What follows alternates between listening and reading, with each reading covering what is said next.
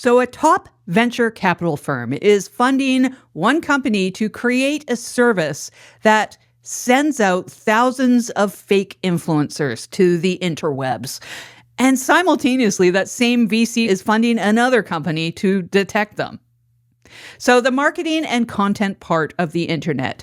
It employs writers and video editors and musicians and designers and other creative professionals like us. And then brands, they hire editors and license our music or buy our graphics. And all of this is created manually by humans using tools. And many of us, myself included, have also made this influencer content to market our own services or our interests in related fields. And even though we may have not felt comfortable, it may have felt a little bit weird being called influencers, like when our brand outreach was just talking about dog training and making dog collars. But now, generative AI services are coming for a lot of this marketing work that the creatives are doing, and it's coming after the influencers while they're at it. And we're seeing a dramatic increase in these services in marketing that is fully generated by AI, from synthetic influencers all the way to fake user-generated content, or UGC. And this rise is forming an emerging synthetic social web. And in this episode, we're going to look at how this synthetic social web is affecting creative professionals beyond just inundating our platforms with more stuff, with all that noise. And the core issue here is the loss of authenticity in addition to the work, or perhaps whatever of it is left on the internet. And the whole point of UGC and influencer content was that it was supposed to be a little bit more authentic marketing. So what does that mean for the human internet when a lot of this stuff is now becoming completely synthetic? Hi, I'm Jen, and this is the Human Internet Theory. And in this show and podcast, I talk about the changes to human creative content on the internet and how it's affecting the creative professional industry, what we need to know, and when possible, what we can do in response to all of this happening. So this synthetic avatar thing, it isn't entirely new. For years, we've seen high effort or virtual influencers like Lil Miquela. I'm not sure if I'm saying that name right, but you could call it the artisanal synthetic human. But now we're seeing a move to just a really industrialized synthetic human influencer. It's a lot more accessible now because they're going to be mass produced end to end, the script right through to the editing process. And this affects us creative professionals. We are used regularly by the marketing industry to strategize and design and write and plan voice acting. Now, one of these companies is a new startup called Doublespeed AI, who is probably about to help build this new synthetic social web or kill what's left of the organic one. This is a service that's backed by the prominent venture capital firm Andreessen Horowitz, or A16Z, as part of their accelerator program. Now, 404 Media recently reported that Doublespeed is selling thousands of synthetic influencers to manipulate social media as a service. Now, Doublespeed's stated mission on their website is said to be automating attention by building these synthetic creator infrastructures. According to its company website, these autonomous synthetic creators have their personality set once, and then they can go ahead and engage on social platforms.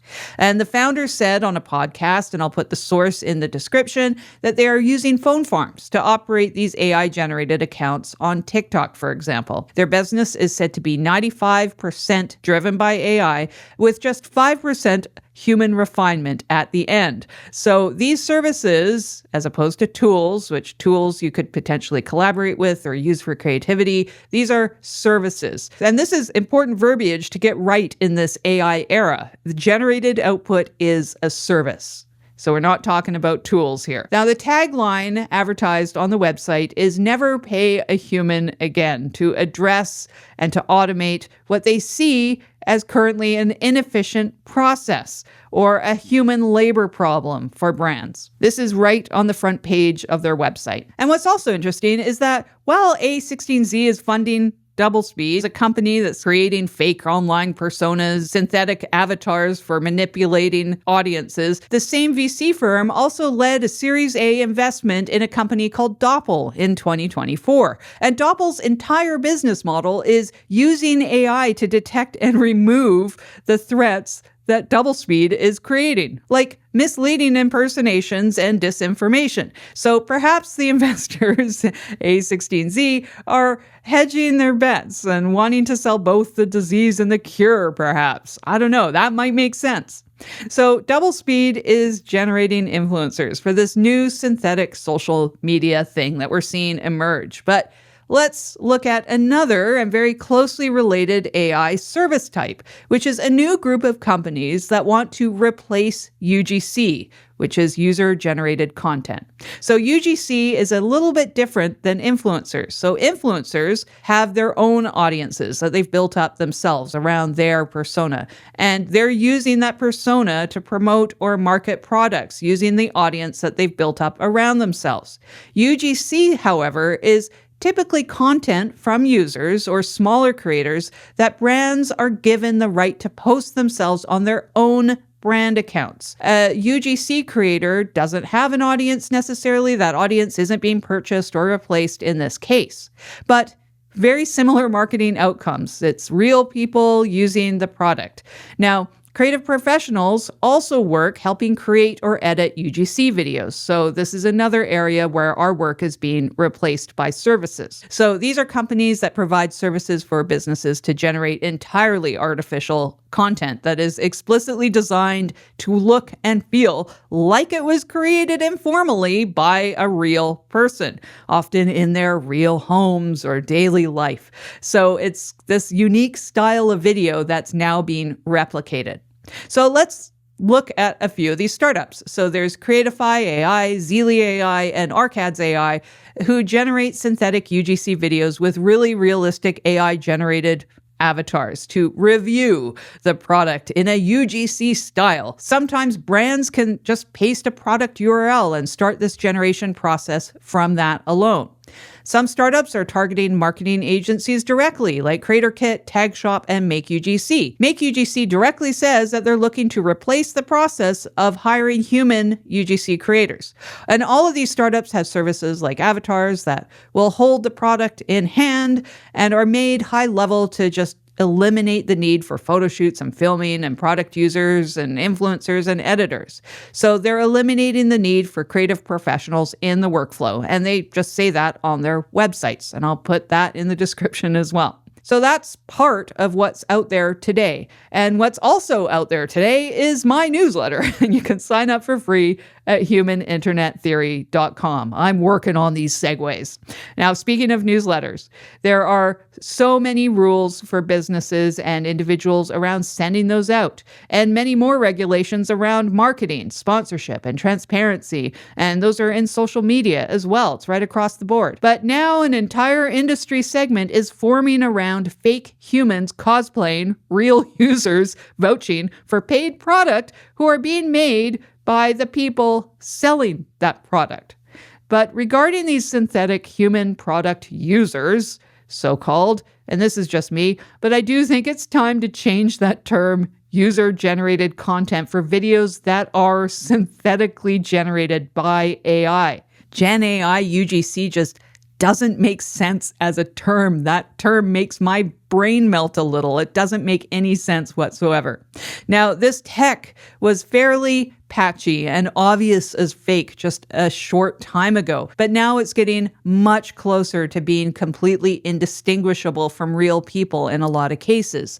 And now this is a ridiculously small sample size, I think of 4, but an article I saw this morning noted that these high school students that were brought in for a news story were only correctly identifying AI videos as fake 67% of the time. And All the while, it's turning into an actual segment of the marketing industry that's centered around just like breaking platform rules. So we don't have legislation around videos online that are copyright infringing derivatives off of other people's videos. But we do have all these big rules and penalties around marketing emails, for example. Because most of the platforms do have guidelines against misleading people, we got to ask what we're doing here, right?